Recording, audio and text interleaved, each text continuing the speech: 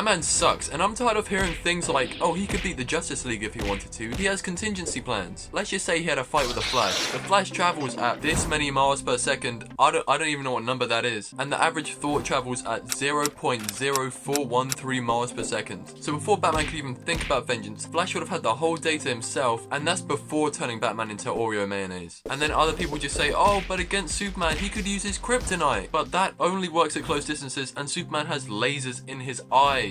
So Superman would easily win. And every other Justice League member can do it just as quick. Wonder Woman would just use her raw strength and speed. Green Lantern would crush him or just use his creativity. Martian Manhunter would turn into his own mother, because that would be so conflicting in Batman's mind, and then just turn Batman into spaghetti. Cyborg would use a nuclear bomb or just shoot him. Aquaman drowns him in water, or he just uses water pressure to cut him into tofu. And the reason this happens is because Batman has no powers. I mean, he's at the peak of human evolution with his strength and mental ability, lifting over a ton in a bench press and 2 tons in a leg press, which shatters any world record. Also having extreme knowledge in every martial art, having armor that's able to stop bullets, and still struggling against this clown. And I've spoken about how stupid this character is before. The Joker is trash, and this same character has no prior knowledge in fighting experience or superpowers. He just had one bad day, and Ronald McDonald still has the ability to give Batman stress. Batman's methods for dealing with the Joker has also indirectly killed thousands of people, and the craziest thing is this man's gone out of his way to save this murderer's life on multiple occasions. And why hasn't Batman put him in a different location? Because Arkham Asylum isn't working. They have all the villains in there. They'll just be able to plan an escape, and that's basically the first game if you haven't played it. Hey, you, like and subscribe. And also, Batman being the world's greatest detective, you'd think he'll be able to realize that the Joker is not going to be saved. Also, the Joker is in practically all of the Batman media,